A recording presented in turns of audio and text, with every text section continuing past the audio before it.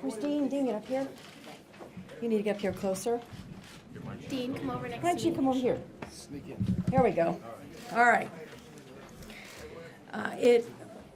Today we are filing a very important piece of legislation, the Campus Accountability and Safety Act. Very rarely does a bill become a truly collaborative process. And this piece of legislation has been truly collaborative and bipartisan. All of our co-sponsors will speak very, very briefly today. Very, very, very briefly today. And then we will hear from the most important people in this entire process, and that is our survivors and our advocates who have been essential to the drafting of this important piece of legislation.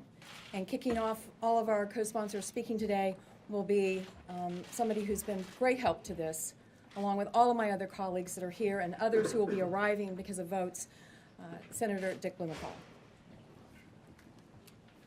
Thank you to Senator McCaskill for her leadership. I want to particularly thank Senators McCaskill and Gillibrand. We've really worked as a team in a very collegial and collaborative way, and most especially also our other colleagues who are here.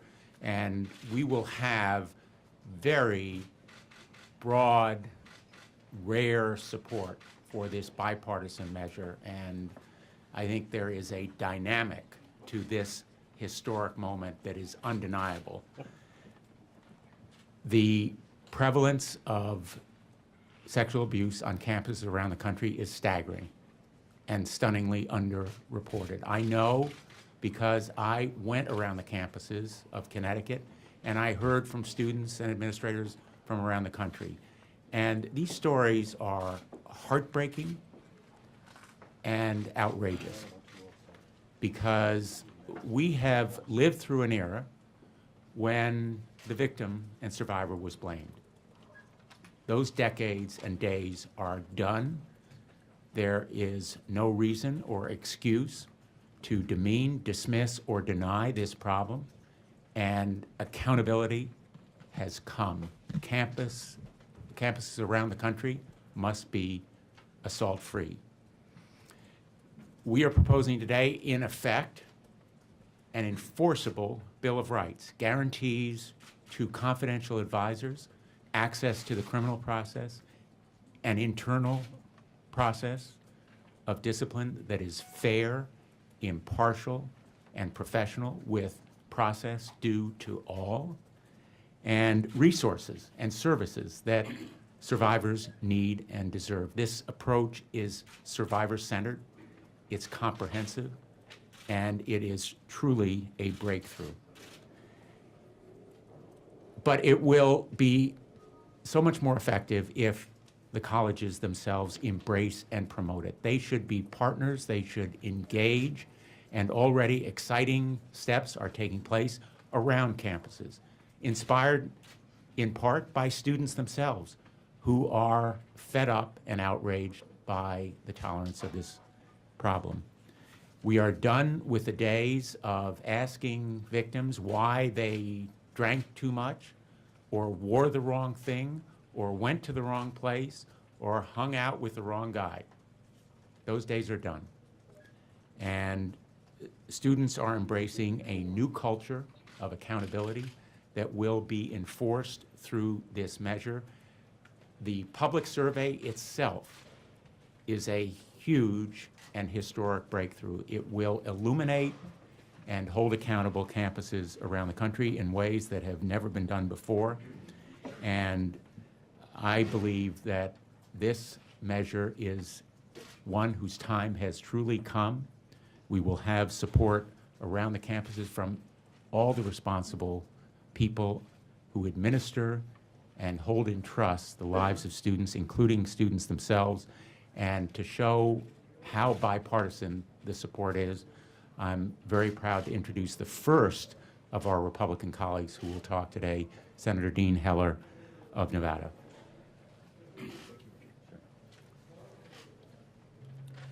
Well, it sure is an honor to be here today amongst my colleagues. A quick shout out to Senator McCaskill for her efforts, and also Senator Gillibrand also for their hard work and efforts on behalf of all of us, and especially the survivors that are here in the room today. I want to thank them for taking time and being here with us so that we can get this point across. There's a staggering statistic, just a staggering statistic that constantly reminds me of the importance of this particular issue, and that is that 1 in 5 students attending a university or community college in this country will experience sexual assault. And that has been a fact that's been true for the last 10, 12 years, and that's something that obviously us up here today are attempting to change. And I'm here for one particular reason, and that is that I am a father. I'm a father of 2 daughters. And one, of course, just started her freshman year last year, so she'll be going into her sophomore year. And there are statistics and information that's available out there today that wasn't available, for that matter, 5 or 6 years ago when my first daughter attended college. Information that as a parent, I would have loved to have had access to the availability of it, and to have seen through this transparency process what she was walking into. Not that I'm saying as I'm standing here today that would have changed your mind, she'd gone to do a different university. That's not the case, but boy, it's information that as a parent, both my wife and I would love to have known. Having said that, another reason that I'm here is we had a situation in 2008. City of Reno, Nevada, was shocked by the rape and murder of a 19-year-old girl named Breonna Dennison. And that has brought Nevada into the spotlight and helped better understand the issues and the concerns that we have on these particular issues. Because of that, and in efforts to prevent another tragedy like that, I've urged my colleagues, both in the House and in the Senate, to improve DNA collections and testing for violent offenders. And fortunately, with the bipartisan support of Carolyn Maloney, we were able to eliminate the rape kit testing backlog. But that's what gets us here today. And as we move this issue forward and further, I think that we can make some real headway on this particular issue. So I think college should be one of the greatest experiences in one student's life, and it should not be marred by any memory of sexual assault. So as we move forward, and I working with my colleagues here to make sure that this transparency is available and the resources are necessary for any survivor at any of these campuses. And I have had opportunities to speak with the college campuses in my state. I've had roundtables, town hall meetings. I've spoke to survivors. And this is where we are today, moving this forward and let them know that the United States Senate does care and are concerned on their behalf. So I look forward to that. And at this point, I'd like to introduce Senator Kirsten Gillibrand. Thank you, Dean. Thank you. I want to thank my colleagues for this truly bipartisan effort. I'm sorry, CNN. Just kidding. Just kidding. Just kidding. I especially want to thank the survivors and their parents and the advocates who have come to Capitol Hill today. And I want to thank all the survivors who aren't here today, who are watching these women and men stand up and fight for them. These survivors are reliving some of the worst moments of their lives so that peers and friends don't have to relive the same experience they've gone through. Collectively, all of these students are the definition of courage. I personally cannot tell you how inspiring these young women are to me. This is their movement. Because of them, I'm optimistic that even in this highly polarized environment, Congress will put partisan politics aside and do something and do the right thing. Because here is the most uncomfortable truth that Anna, Andrea, and Annie, and the others here, if you are a young woman who attends college today, you are more likely to be sexually assaulted than those who don't. Think about that. It doesn't matter where you go to school. It doesn't matter if your college is a big school or a small school, urban, rural, public, private. If you are a young woman and you attend school, the odds jump that you will be sexually assaulted at school, probably by someone you know, from your class, from your team, from a party. Our students deserve better than this. The price of a college education should not be that 1 in 5 women will be sexually assaulted. Today, we're announcing our solution to America's epidemic of campus sexual assault. The Campus Accountability and Safety Act is a bipartisan bill that finally forces colleges and universities across the country to face this problem head-on, aggressively, with the goal of making our schools safer. For a sexual assault survivor like Anna, under the current system, the only way to be heard or to be taken seriously after her assault was to relive the most humiliating moments of her life to a reporter and to tell her story on the front page of the New York Times. In each of those thousands of campus sexual assault, are survivors really expected to do the same thing? Starting today, with my colleagues standing here with me, we are going to lift the burden of solving this problem from off the shoulders of our survivors and placing it firmly on those of our colleges and universities. None of the students deserve to deal with a university that is afraid of bringing attention to these crimes because application numbers might diminish. Under the current system, colleges lack incentives to investigate or properly handle violent sexual crimes that occur on their campuses. With this bill, we are flipping the incentives. Currently, accurate reporting makes a school an outlier because no school wants to be alone in admitting such a serious problem. With this bill, underreporting will have stiff fines and real teeth. With this bill, students will have a place to receive confidential counseling that they deserve. With this bill, survivors will work with advisors who have proper training. With this bill, high school kids across the country will have a new criterion to consider as they sit with their families and decide where to attend school. Not just popular majors and extracurricular activities, but how often do these incidents actually take place? And more importantly, what are the schools doing about it?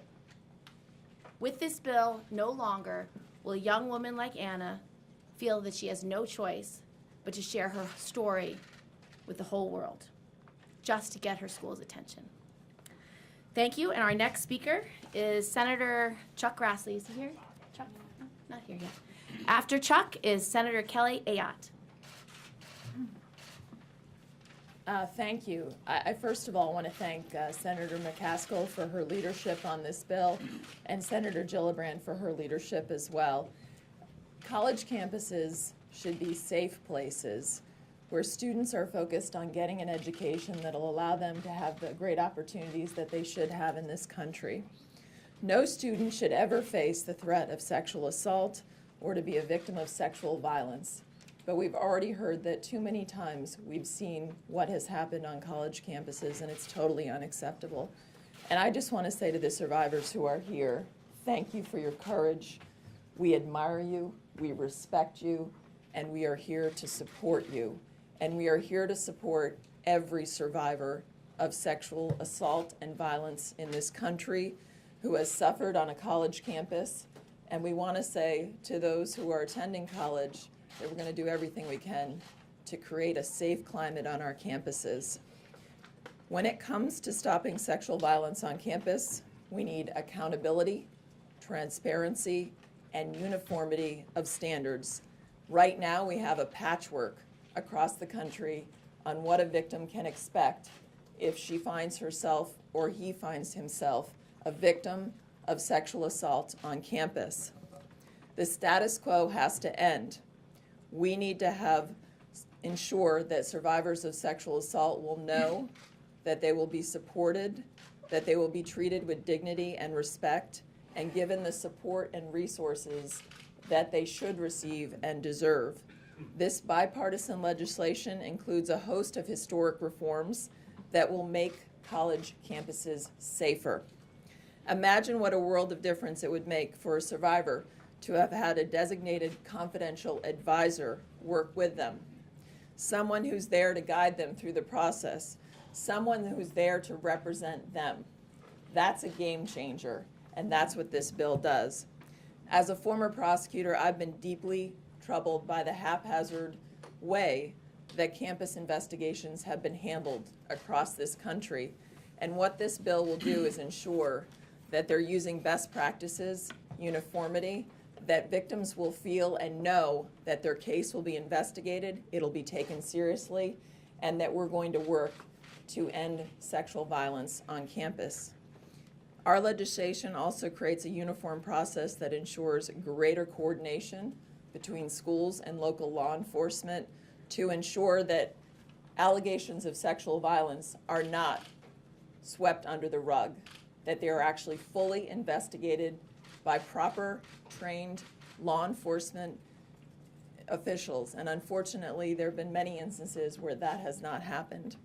I also want to mention one other area. Senator McCaskill and I actually were in a hearing in the Commerce Committee about a week ago, and we had before us an NCAA official, and an issue that she and I both raised with that official is addressed in this bill as well.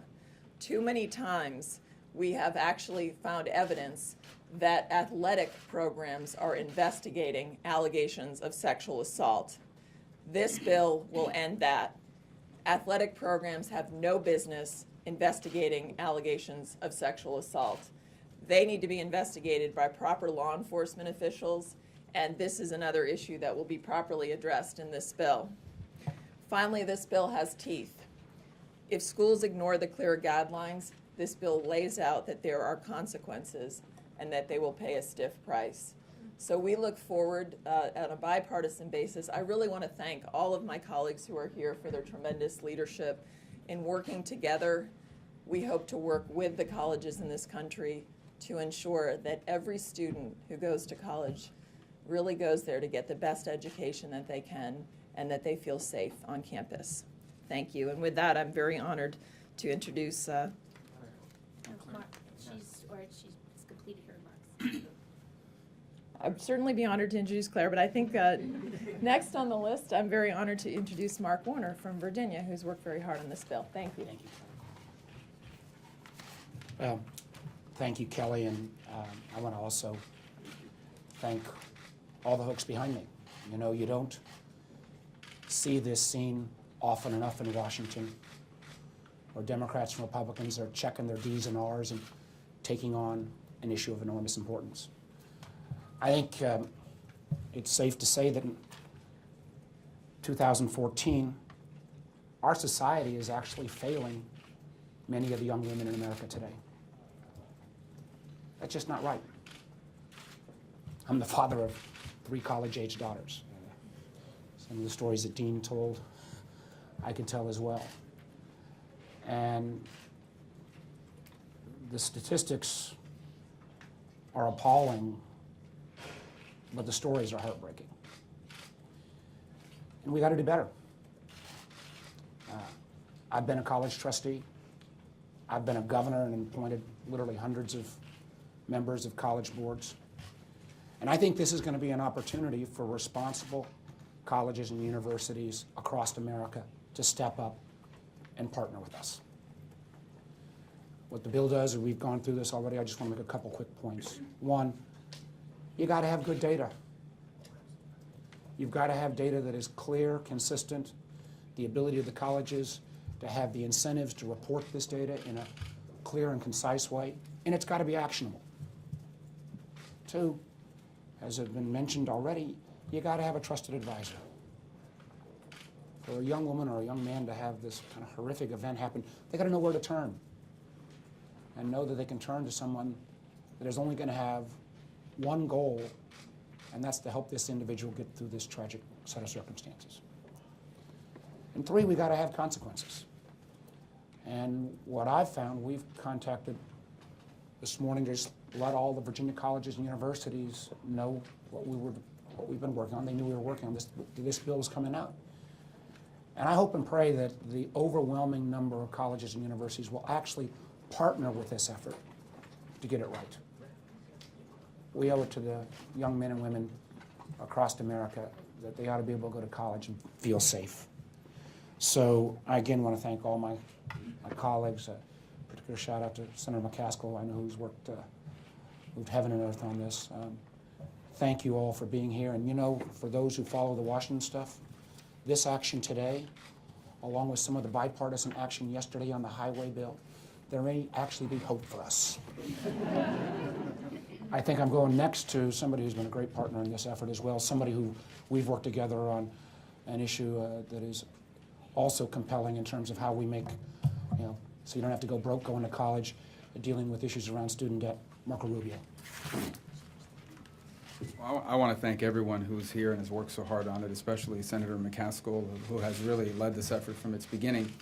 And I think everyone here echoes this, I've often said that in the 21st century, higher education is no longer just an option, it is a necessity. In order to get ahead, the better paying jobs of the 21st century all require higher education. And so it is deeply troubling that for too many and a growing number of young Americans, the college experience now also involves sexual assault. It should never involve sexual assault in any realm, but that is especially true in the college situation where young men and women oftentimes go far away from home and find themselves in a vulnerable position where they're often victimized.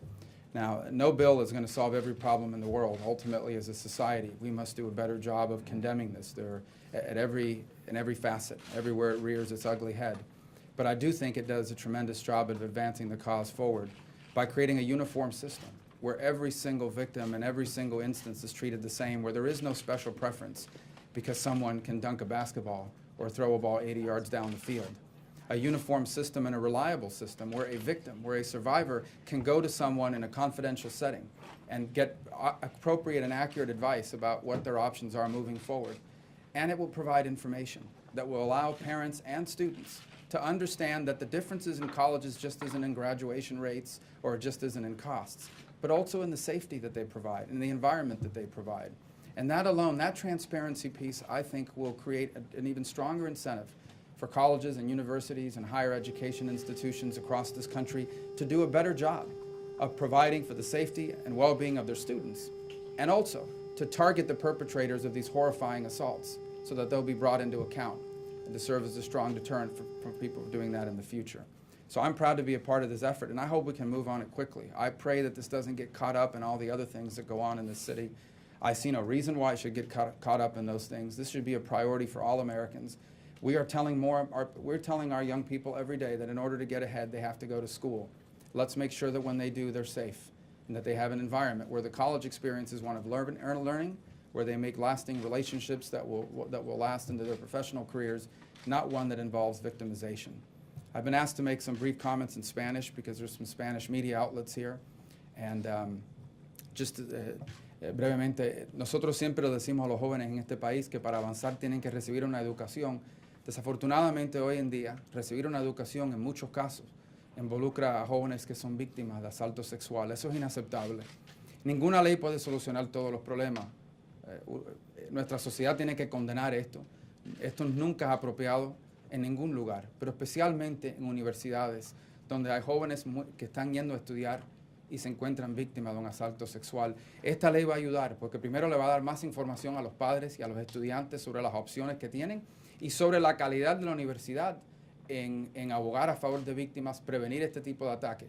Segundo, va a tratar a todos estos casos iguales. Es decir, un atleta especial no va a recibir un tratamiento especial por haber atacado a un estudiante sexualmente. Y tercero, va a crear un sistema en el cual la víctima va a tener a alguien que pueda abogar de parte de ellos, alguien que le va a dar información sobre cuáles son sus opciones de manera confidencial para que no tengan que tener que declararse públicamente a la prensa o cualquier otro medio para poder recibir el tratamiento adecuado en un caso como este. Así que yo espero y rezo de que este esfuerzo bipartidista no se enrede en todos los otros temas que está enredando esta ciudad y que podamos poder tener un progreso serio sobre esto lo más pronto posible. Muchísimas gracias. Our next speakers are Annie Clark and Andrea Pino, who are founders of the End Rape on Campus. They're both survivors from UNC.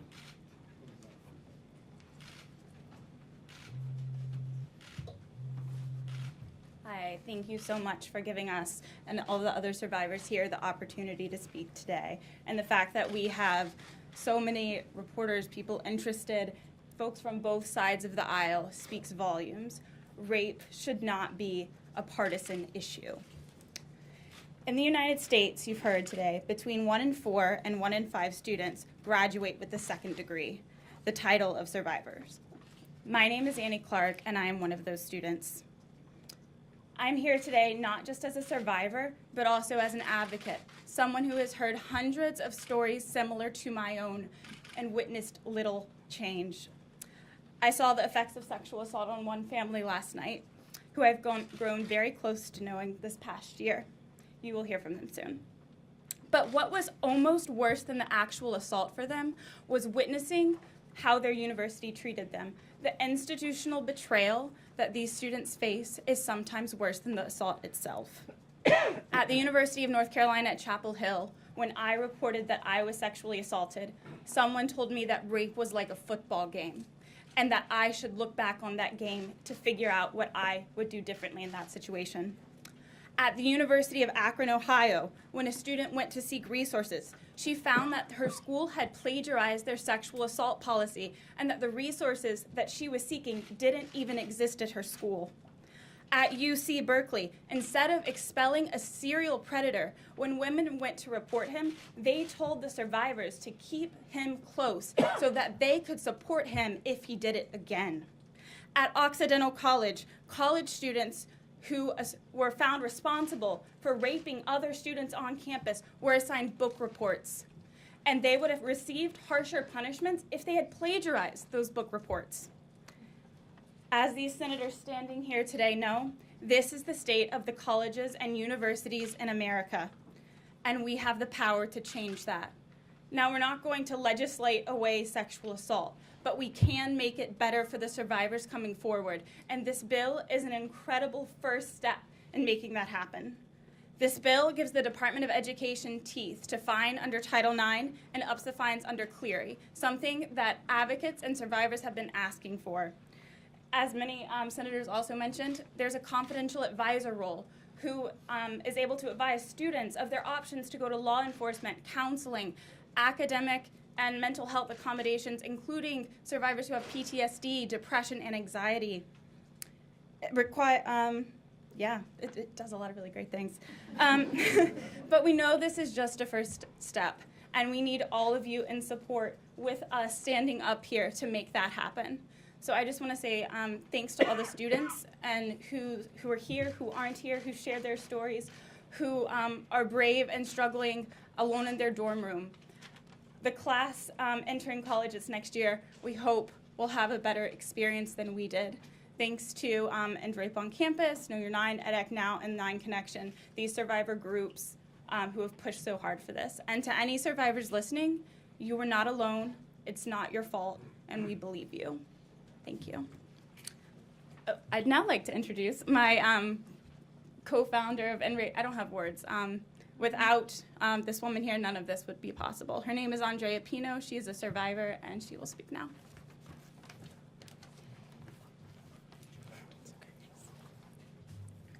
All right, thank you, Senators, for the invaluable opportunity to be able to not only stand here in support of this bill, but also the opportunity to fight alongside you for safer campuses that all our nation's students deserve.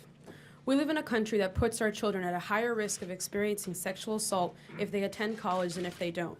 But with this bill, we are taking a stand against these growing numbers and holding perpetrators and college administrators accountable. I was a first-generation Latina student attending the University of North Carolina, a top school 800 miles away from my home in Miami, Florida. I was valedictorian from my high school in Little Havana. When I hugged my abuelo and abuela goodbye, prepared to go to my dream school, I never knew what would happen to me there. One Sunday morning, my sophomore year at Carolina, I woke up in a bed soaked in blood, with bruises of my attacker. My body was covered in bruises, and far away from home, I was alone in my recovery, told by administrators that I could just not handle college, isolated by an entire community thereafter. At 20 years old, I was diagnosed with post-traumatic stress disorder and told by the people that I trusted to protect me that I was broken. But that same year, I learned that Title IX and the Clery Act were in place to protect me, and that's what my school was doing wrong. After filing a federal complaint against my institution last year and working with Annie, I helped found End Rape on Campus, an organization through which we have helped file complaints against over a dozen more institutions who are now under investigation and who have betrayed their students. I've learned that our work is far from over. Working with Senator Gillibrand and her staff, I know that the Campus Accountability and Safety Act will provide students with new protections that are indispensable. If passed into law, the act will grant students like me the right to a confidential advisor that will connect them to every resource at their disposal and that will believe them like those that didn't believe me. If this act is passed, survivors will no longer feel pressured to come forward when they are not ready and will be able to file a federal complaint up to 180 days after disaffiliation with their institution, no longer feeling pressured to have to share their story in front of the New York Times for that school to finally listen to them. If the act is passed, survivors will be able to feel more confident in seeking justice, knowing that this act will grant the Department of Education the power to fine institutions appropriately for both the Clery and Title IX violations, rather than allow schools to remain indifferent. And for the first time, if this act is passed, schools must issue a mandatory survey that will highlight the voices of students to allow to see the number of young men and women who are impacted by this epidemic. Our Congress must not hesitate in fighting with us and succeed, and to help succeed this bill. For every student who will attend college this fall and every year thereafter, we owe them the right to a safe education. And I also want to say to those that do not speak English that will also be impacted by this. Los estudiantes que son latinos son afectados por este problema. Y como mi familia no habla inglés allá en Miami, yo sé que para ellos es muy difícil escuchar eso, pero es muy importante saber que los latinos que van a atender la escuela por la primera vez, de todas las personas en su familia, que ese problema es algo que todo el mundo tiene que saber y tiene que hacer algo para terminarlo.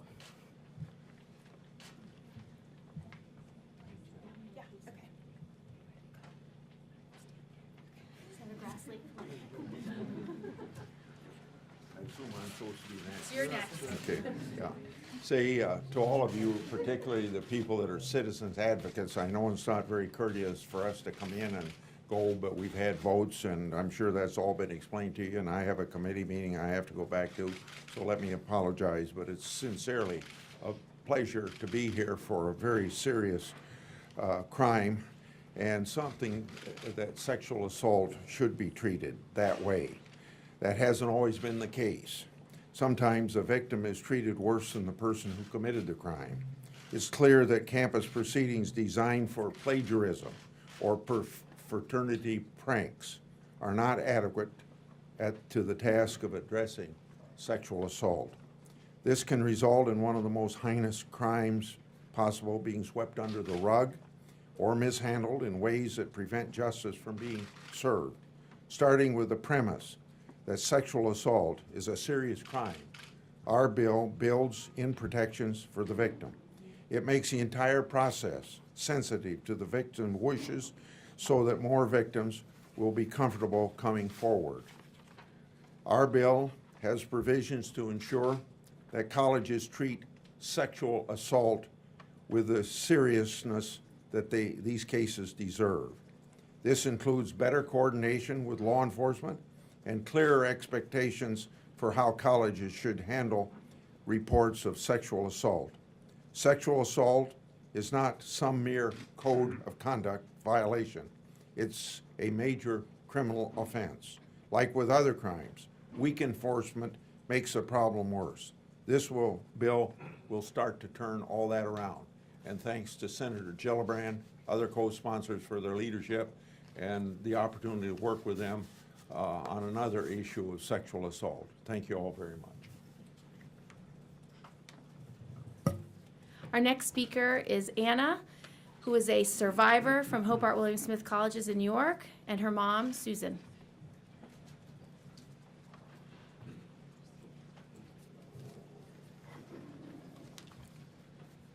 Thank you, Senator Gillibrand, for standing with my daughter and all the students in this country.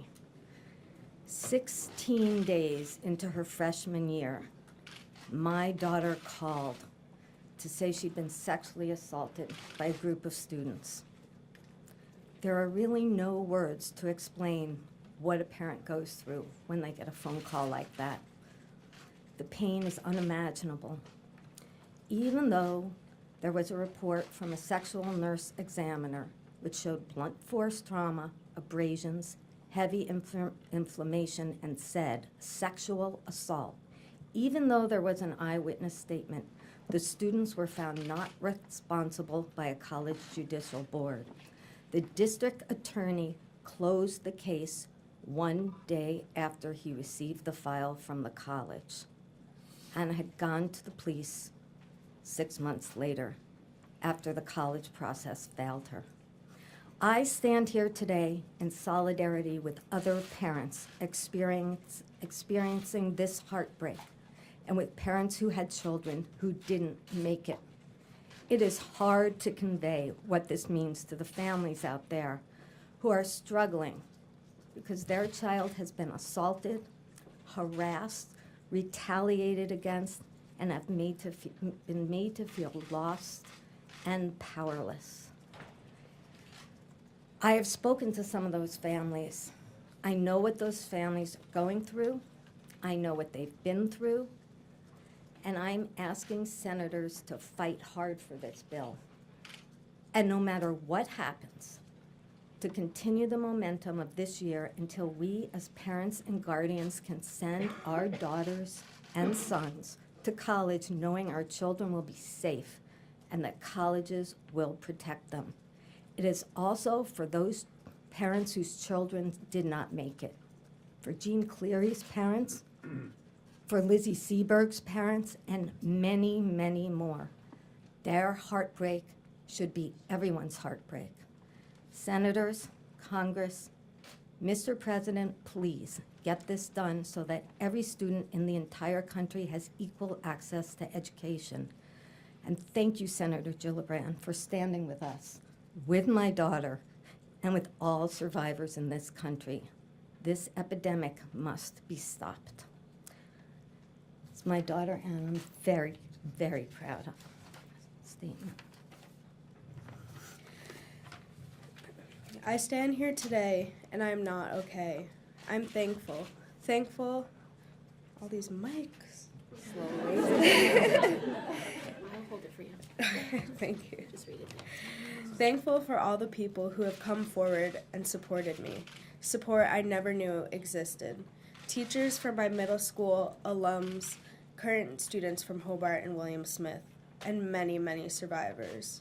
These people who have reached out and given support have taught me that we are all in this together. No matter where you are in the world, no matter where you come from, no matter how you were raised, we all understand what is right and what is wrong. What happened to me and to too many other women and men is wrong. It should not matter what you drink or what you wear. That does not give anyone the right to sexually assault you. With the help of Senator Gillibrand and everyone standing beside me today, it is time to protect those who were wronged. The time is now.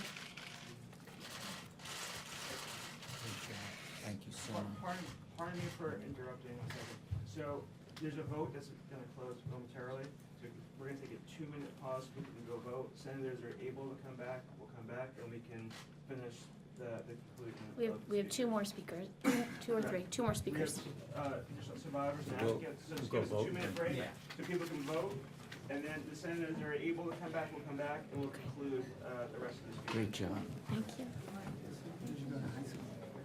International studies. No, I'm Already happy that you're here. Yeah, I should ask you for media tips and speaking. Rape, Abuse, Incest National Network. Not yet?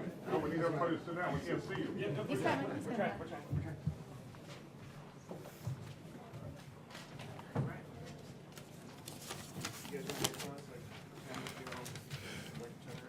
Thank you. I too want to thank the senators for working in such a bipartisan way. This is an issue that I think has always enjoyed support across the aisle, and it's great to see everyone working together so hard to fix it. And I also want to thank all the survivors and students who've done so much to get their individual institutions to make changes and to create change on a national level as well. I want to just start on one optimistic note, which is when we hear numbers like 1 in 5, it's easy to be overwhelmed and to think that there's no chance of ever fixing this problem. But the reality is there's some good news in that, which is that the vast majority of students would never think of committing a crime like this. We're talking about a relatively small part of the population that's committing a lot of crimes. And so if we can make even incremental progress and stops some of those before they rape again, we can make a huge impact on the number of sexual assaults. So everything that's going on here is really encouraging in that respect. As others have said, this bill is going to give us data that we need. It's going to show us the extent of the problem for the first time. Probably even more importantly, it's going to help us measure progress from year to year. It's also beefs up training. It brings transparency to investigations. Throughout the bill, it's very sensitive to the needs of victims, and I think does a great job of putting survivors front and center. It's also a big deal that it creates a single class of students. I think the most surprising thing for me out of Senator McCaskill's report was the fact that 20% of universities delegate investigations to their athletic department when the allegations against an athlete. That's just insane. They're not qualified. It creates a huge conflict of interest. So this bill is going to fix that. Our goals here is to create a system where prevention programs are based on measurements of effectiveness, where colleges finally put aside their fear of looking bad and focus on the critical public safety risks of leaving rapists unprosecuted and unpunished. And which in a system in which every survivor feels like they have a fair chance of justice and isn't afraid to come forward. And a system where colleges finally administer a fair process that complements the criminal justice process and removes predators quickly from student populations. You know, ultimately, we don't want sexual violence prevention to be the centerpiece of any college experience. It should be an afterthought. It should be something in the background, because we should create an environment where safety is the norm, and this isn't something that students or colleges really need to be thinking about day to day. So that's the goal. That's why I'm excited about this bill. I think we're going to make progress towards it. It's great to see so much energy in the Senate on this, and we look forward to working towards passage. Our next speaker is Wagatwe Wanjuki, who's the organizer with Know Your Nine, survivor of Tufts University. Good morning. I want to begin by thanking the senators here for the creation and support of this promising bipartisan bill, the Campus Accountability and Safety Act, which is an important step in our nation's work to build safer, more just campuses. I am grateful that the senators took the time to listen to and centralize the needs and concerns of students and survivors across the country, including those at Know Your Nine, the national survivor-led campaign against campus sexual violence, of which I'm so proud to be a part. Based on our own experiences of surviving interpersonal violence and then institutional abuse and neglect at the hand of college administrators, Know Your Nine and our allies have called for better federal oversight of universities, and in particular, for sharper tools for the Office for Civil Rights to hold schools that break the law accountable. We are encouraged that senators on both sides of the aisle have heard students' needs and concerns and have taken action together to bring us closer to a world without sexual violence. I am among the 1 in 5 women who are raped during their college careers. While at Tufts University, I was in an abusive relationship with another student.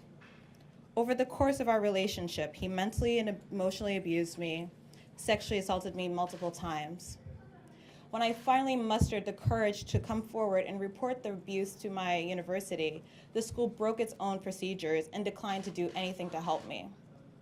I began to fight with other survivors to improve the school's sexual assault policy, but as soon as I started speaking out about the school's inaction, the university quickly found reasons to expel me. Even though I was expelled years ago, not a day goes by when I do not think about my assault. The academic, the social, psychological, and financial impact of Tufts' refusal to support me in its wake has left significant marks in the years since. I was supposed to have graduated college in 2008. Due to my university's abuse, I'll be graduating in August, more than 6 years later. And I am not alone. Last year, while organizing with Know Your Nine, I met another survivor named John Kelly, who was also sexually assaulted during his time at Tufts. the very same administrators who mistreated me mistreated him also. Despite the fact that I told the Department of Education's Office for Civil Rights about these abuses, and seeing how little had changed, despite my complaint to the government, impressed upon Know Your Nine the importance of proving federal oversight and providing the government with the tools it needs to keep students safe.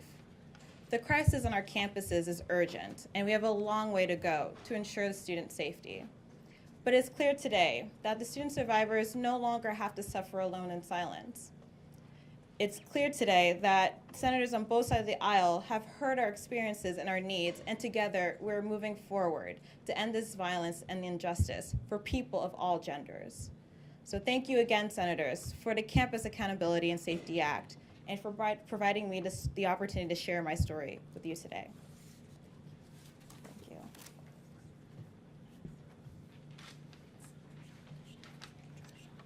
Tashandra Sheffrey, a graduate student survivor.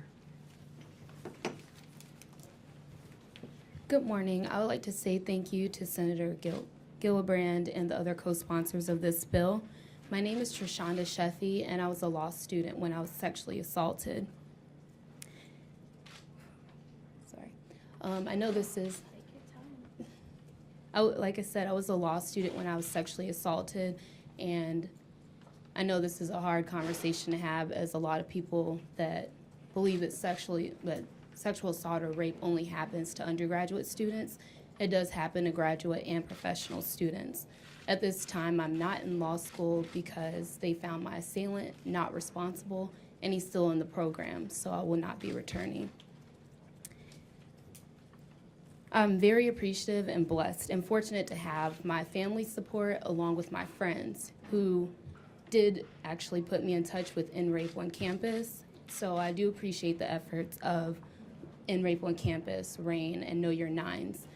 I want to say to the other survivors out there that you're not alone, and to actually reach out to these organizations, because like my campus, the administration, they were not informed. They misinformed me of what my rights were. So I encourage you to reach out to these organizations. Thank you. Okay, we have time for, is everyone next? Questions on topic? Any on-topic questions? Senator McCaskill, after your survey came out, as you know, the American Council of Education came out and was somewhat critical of the survey and said it didn't give enough credit for what colleges and universities were already doing, and also the difficulty of this problem. Have you reached out to them, and is it important that you get that organization behind this effort? Well, I'm going to be watching very carefully to see how that organization handles advocacy around this bill. They are the lobbyists for hundreds and hundreds and hundreds of universities in Washington. I think the way they handled the information they gave universities about responding to our survey was inappropriate. I believe the criticism of our survey was inappropriate, and by the way, this is very transparent. Anyone can go online and read the entire survey, and I would challenge anyone to read that survey and make some assumption that it was trying to get to a certain result. They criticized the question about the athletic departments because we use the word oversight instead of control. We were trying to get at, in a very neutral way, whether or not athletic departments were influencing investigations. Clearly, we found out that 20% of them had some form of oversight, which is totally inappropriate. So I don't understand, I mean, you know, as a former auditor, when you have findings against a government agency, there's two ways to handle it. You can circle the wagons, deny it, and fight it, or you can join forces and say, thank you for the heads up. We need help in this area. There's no question as a result of that survey, every college campus in America that wants to do the right thing knows they need help. This bill will provide it. Have you reached out to them at all since then? We certainly, all of us have talked to our universities. I typically don't talk to lobbyists. I rather would talk directly to the universities. But we would look forward to them supporting this bill and giving us, obviously, we take anybody's input. As you can see, we had quite an array of different people with different views here today. A wide spectrum of ideology was represented at this press conference. So we can work with people we disagree with on things. We just need to come together on this important subject. Just a couple more. What are the chances Well, I think Kristen and I both agree that we want to try to get floor time in September. That's our goal. And I am very optimistic that with the bipartisan support we showed today, we will have overwhelming support by our Senate colleagues. There is also a group of House members working now on a similar bill. So I am very optimistic we will pass this bill by the end of Congress, this congressional session. And by the way, we're doing this 2 by 2. In other words, if a Democrat wants to join this bill, they've got to bring a Republican with them. If a Republican wants to join this bill, they've got to bring a Democrat with them. We will not move off a completely bipartisan effort here. We think these survivors deserve no less. And I actually think that will not be a problem. Senators, when you started on this bill, you sort of took it on together after addressing this issue of the military. It seems like since then, Senator, you've been doing a lot of stuff on the Hill about this, and Senator Kilgore has too. So, was there anything you could talk a little bit about how you've been working together on the legislation, specifically the two of you? Listen, you know what there is here? There is no story. We are working together. We have the same goals. And I want to give a shout out to some amazing staff on in everyone's offices that were represented here today. There was an amazing group of people that came together, and the back and forth, the number of just us meeting and figuring out the right way forward in various areas that are included in this bill. We have never disagreed on goals. Sometimes we've disagreed on policy, but in this instance, we've been able to come together on all the policy. Senator, given the amount of bipartisan support for this bill, what are the obstacles ahead you can identify between this and passage and time? I think just timing, just getting the time on the floor is really, there's a lot of things we need to be doing right now, and trying to elbow our way in to the schedule. We have not. We have time for 2 more. For the Title IX, what new penalties will you have? I see in the bill that you're increasing penalties for Clery Act, but how specifically are you increasing fines or different violations? In almost every instance where we are putting requirements in the bill, without exception, we are giving up to 1% of an operating budget fine. So that is not a requirement of 1%, but they would have the discretion of giving up to 1% of a university or college's operating budget. And that gives a lot of leverage to the Department of Education when they're resolving these cases, which we think is necessary for to have greater transparency and accountability. And we still believe the vast majority of these will be resolved voluntarily like they are now. But the backup, the threat, is a realistic one. Instead of, we're going to cut off all your federal funding, which, as some of you have heard me say, is a little bit like me telling my kids I'll never speak to them again. That is not a realistic punishment. And so as a result, these things drag on, because I don't think universities really feel that there could be consequences that are meaningful. They get there, but it takes them a long time. Hopefully with this backup of a potential fine up to 1% of your operating budget, it will get everybody to the negotiating table more quickly. And let me just give you an example to put a fine point on it. A school as large and diverse as Harvard that has a $4.2 billion budget, they could pay $42 million.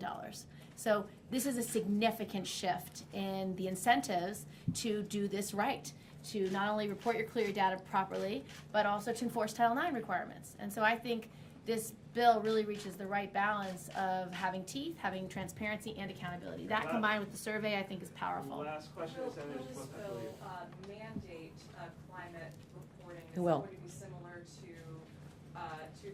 what you did in your survey? And how do you plan to deal with pushback from universities as they've already demonstrated that they don't have enough personnel or whatever other objections to these surveys? Well, we are going to ask the Department of Education, with consultation with DOJ, to do the standards for this survey so that it is straightforward. These universities are filled with researchers that do surveys all the time. It seems to me a lame excuse that a university would say we can't do a survey, since it is one of the methods of academic research that is relied on in that setting. And we believe it's really essential, because there is no way we will get apples to apples comparison as to how colleges and universities are handling this, and more importantly, what progress they're making, unless we do these climate surveys, because we're always going to have a gap between reporting and prevalence. In this crime, there will never be a day that we don't have underreporting because of the nature of this crime. So to get at the significance of the problem, we have to have these climate surveys.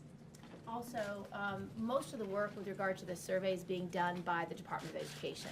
Department of Education will give them the survey. Department of Education will take the results of the survey. So they just have to make it available online to their students and make sure their students do them. So it's really not a cost-heavy request. It's pretty simple. Thank you all very much.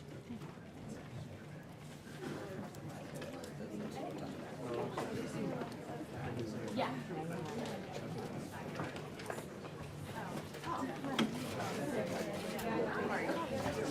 Yeah.